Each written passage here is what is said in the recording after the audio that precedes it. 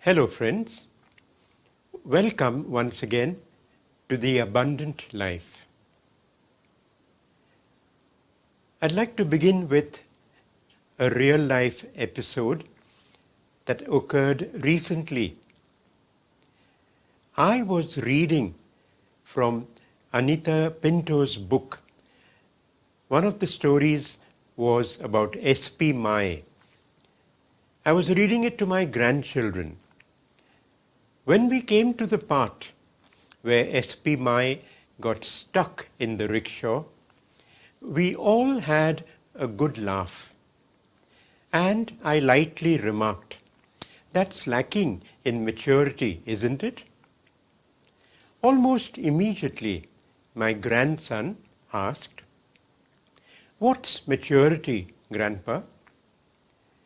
I answered as simply as I could that maturity is seen when you are wise in dealing with everyday situations, especially where you use your intelligence, experience, and common sense in dealing with various problem situations, including avoiding temptations. Now, before I could continue with the story, my granddaughter asked, "Grandpa, do you have maturity?" I was caught unawares, and I shot back, "Of course, darling. I think I have maturity." And I quickly continued with the story. But that night, her question came back to my mind. And I wondered, am I really and truly a mature person? In particular, am I a spiritually mature Christian? Now, in an earlier talk, I had spoken of 3 quotients: IQ, that is intelligence quotient, SQ, that is spiritual quotient, and EQ, that is emotional quotient. I wondered, is there a maturity quotient? And specifically, a spiritual maturity quotient for Christians? I gave it much thought. Allow me to share with you what I think are some characteristics that every mature Christian, including myself, should manifest.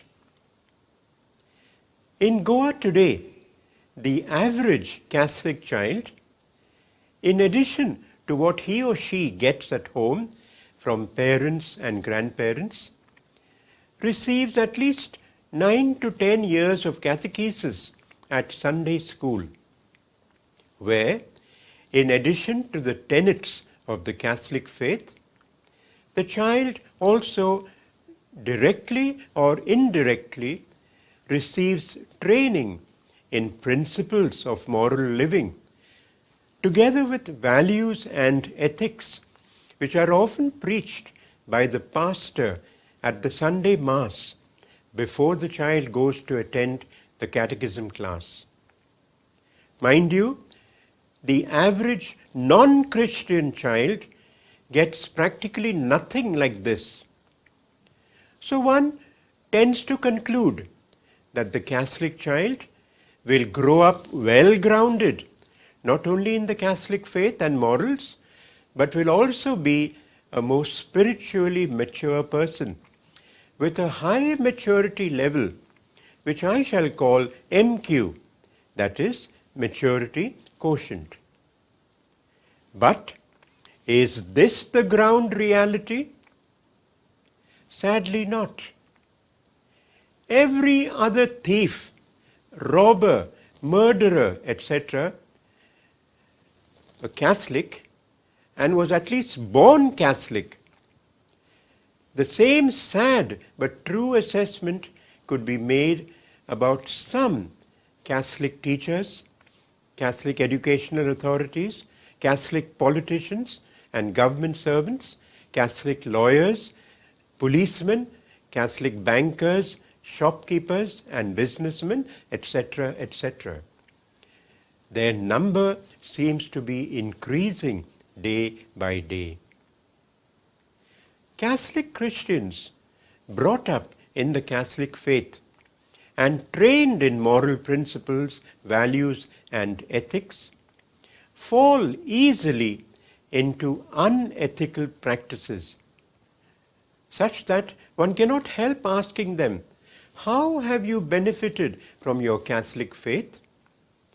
How mature and deep-rooted is your faithfulness to the tenets of Catholicism? Even if we keep the matter of one's Catholic faith aside, today, as I look at myself and the world around me, I find ethical maturity sadly lacking in many of us. We may have certainly grown in chronological age, but with very little grounding in our Catholic faith. Having said that, I'd like to explore how well we adhere or not to our God-given 10 commandments as given in Exodus chapter 20 verses 1 to 17. Please read them. And whether these commandments play any role in helping us grow in Christian maturity. We need to check that. Let's look at the first commandment. I am the Lord your God. You shall have no gods except me. You shall not bow down to idols or worship them. Sadly, this first commandment is one of the most violated by many of us Catholics, either knowingly or otherwise. Let me give you some examples. Do bear with me. I've given you some names, but I have changed the names. So let's look at Tom. He bought a new bike and he invited the parish priest to come and bless it. I was also invited, and strangely, what did I see? I saw a banana with some flowers on that place where he was to hold the handles. I was shocked. To me, that banana looked like some lucky charm. And I was surprised that even the priest did not ask him about that banana. So sad that on the one hand you're asking the priest to bless your bike, and on the other hand you're trusting in these charms to protect your bike. Let me give you another example. I was invited to Mari, a good friend of mine.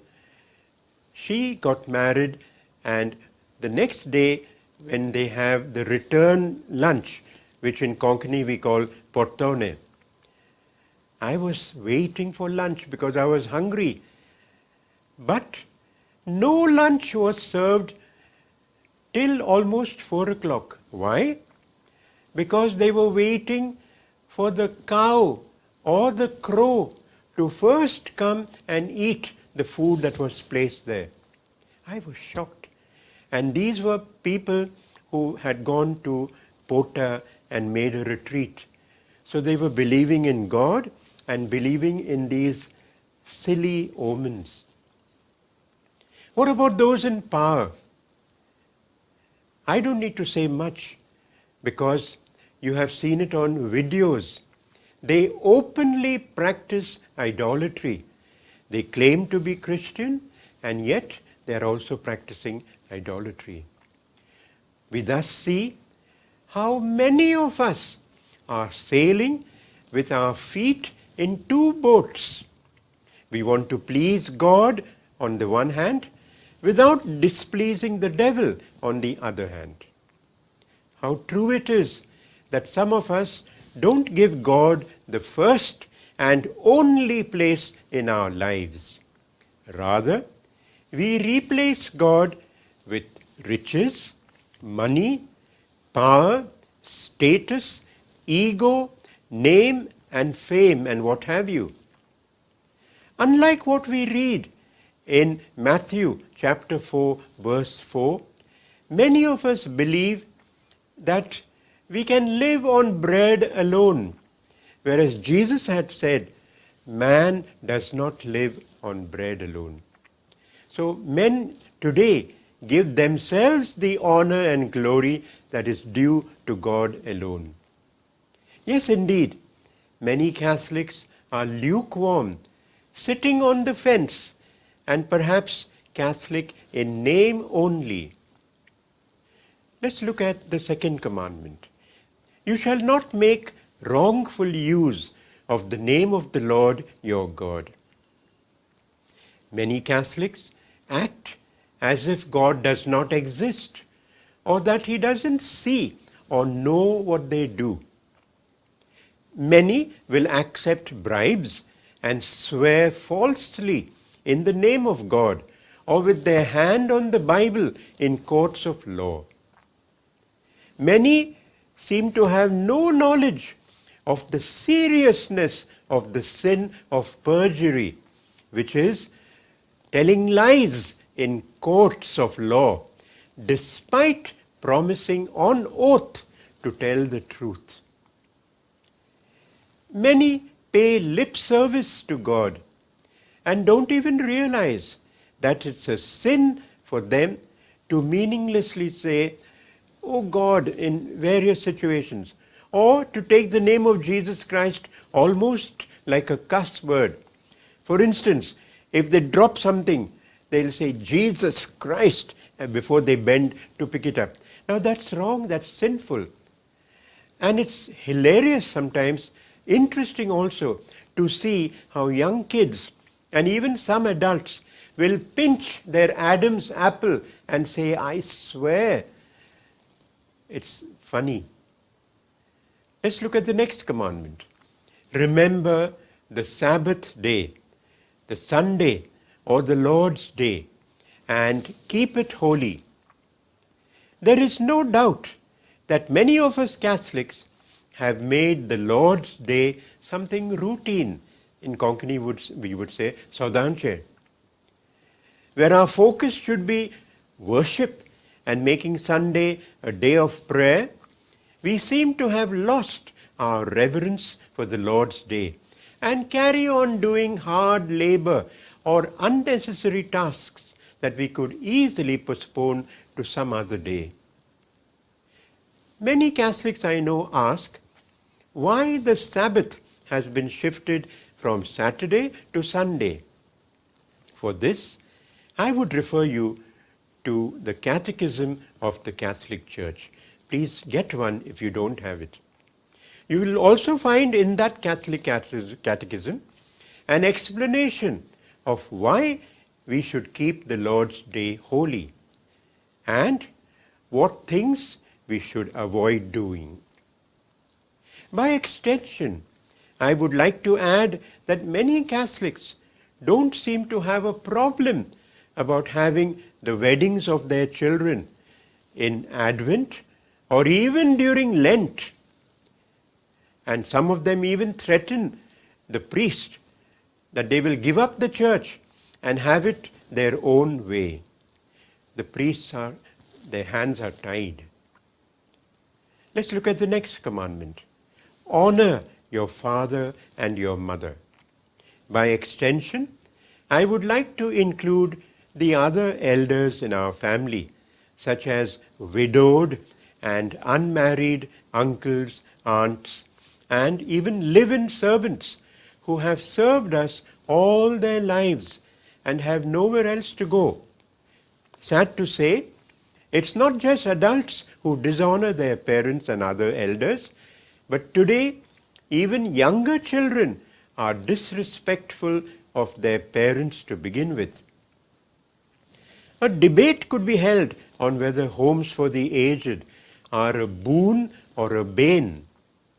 The fact remains, however, that if one visits these homes, the majority of the inmates are Catholics.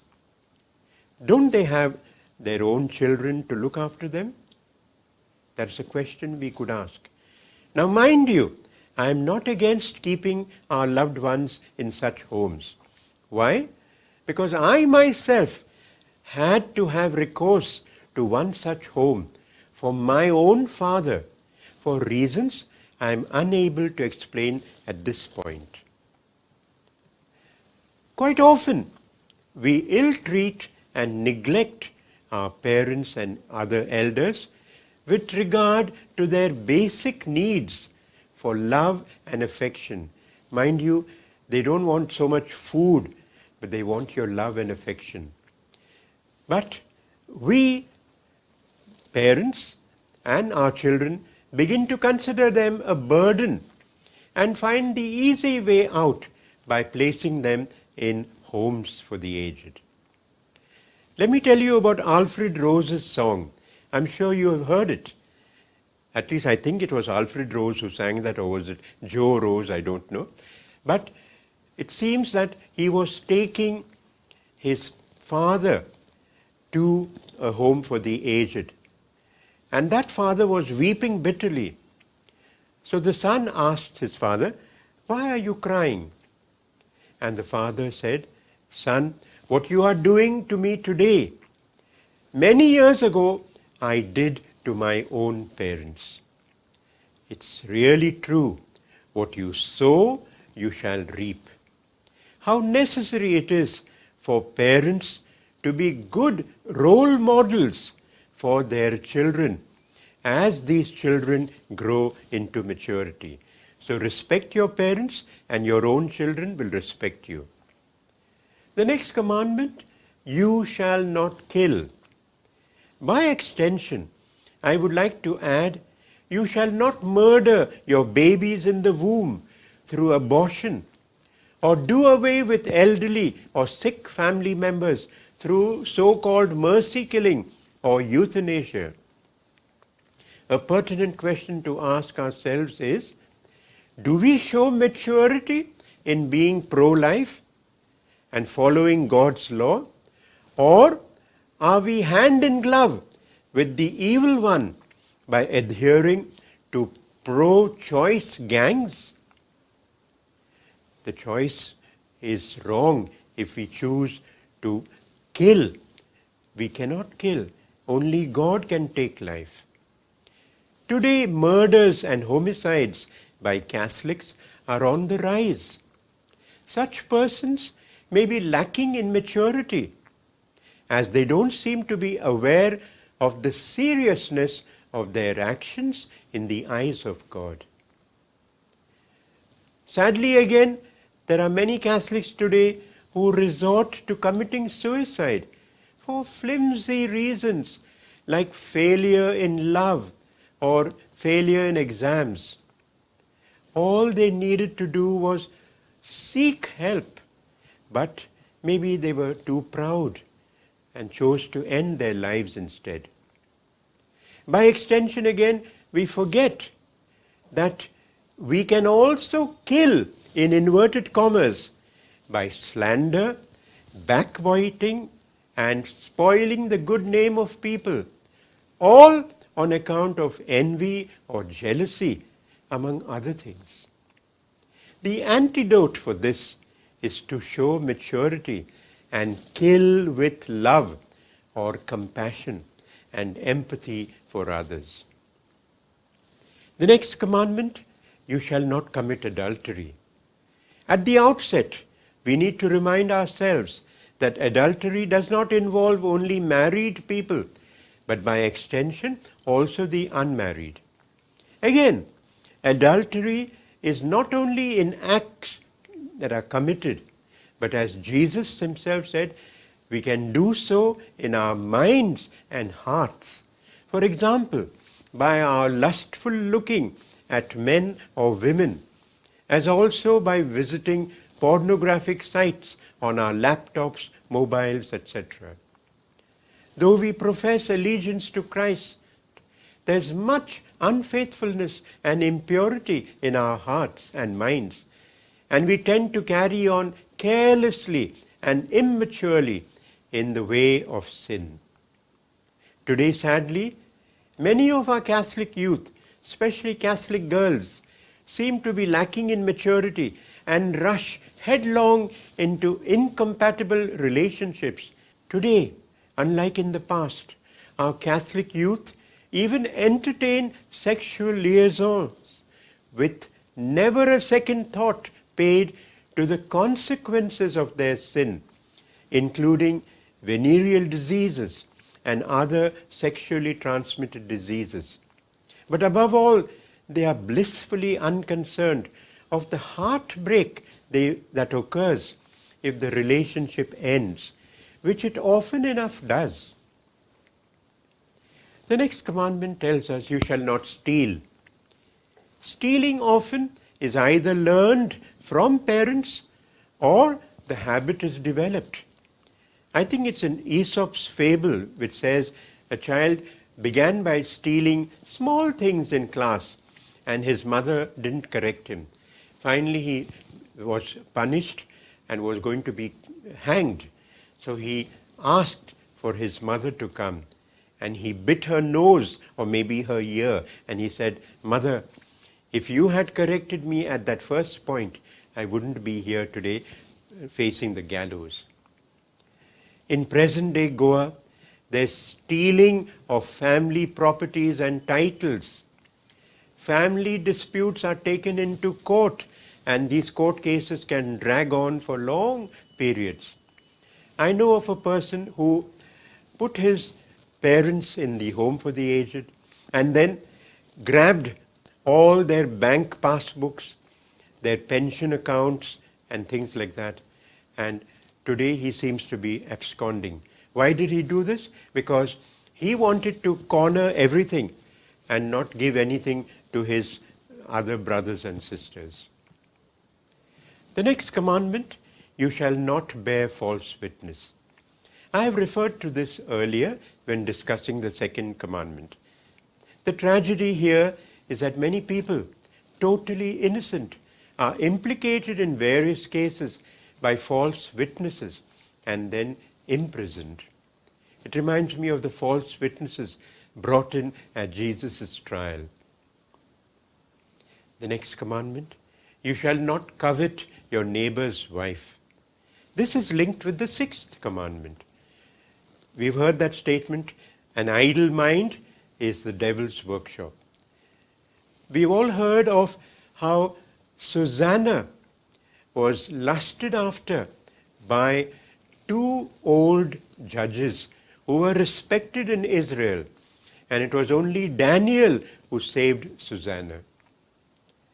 In present-day Goa, many husbands are in the Gulf or on the rigs or on ships, and their wives are alone, and there are lustful men around waiting to attack them. These men are incited by pornographic material that they see. We need to be careful about all this. The next commandment, you shall not covet your neighbor's goods. 1 Kings speaks of Naboth's vineyard. It was coveted by King Ahab, and he even went to the extent of getting his property by killing Naboth. Please read it. Envy, jealousy at God's blessings upon your neighbor is a common feature today. We cannot bear to see our neighbors doing well. Instead, a mature response would be to thank and praise the Lord for all the blessings upon our neighbors, while counting your own blessings. Let's mind our own business in case others are booming in their lives. Spiritual maturity is seen when power and pelf have no hold over you. Whether you have them or not, you are perfectly fine about it. In conclusion, your maturity quotient, your MQ, is directly proportional to how sincere and intelligent you are in following God's commandments. I would even go to the extent of saying it is like a combination of your IQ plus your SQ plus your EQ. But that's my version of it. Let's have a great MQ. And in conclusion, I'd like to read something for you. It says, the telling sign of a mature Christian is that he moves from insecurity to security, secure in the knowledge of his self-worth and identity as a child of God who has tried his best to observe all the commandments of God. Yes, indeed, we may have made mistakes in the past. We may make mistakes in future. But so long as we keep on persevering, we can sufficiently well conclude that our MQ will be at a high level. I wish you all the best in maintaining your MQs at a high level, and that will come if you and I follow God's commandments as best as we can. God bless you.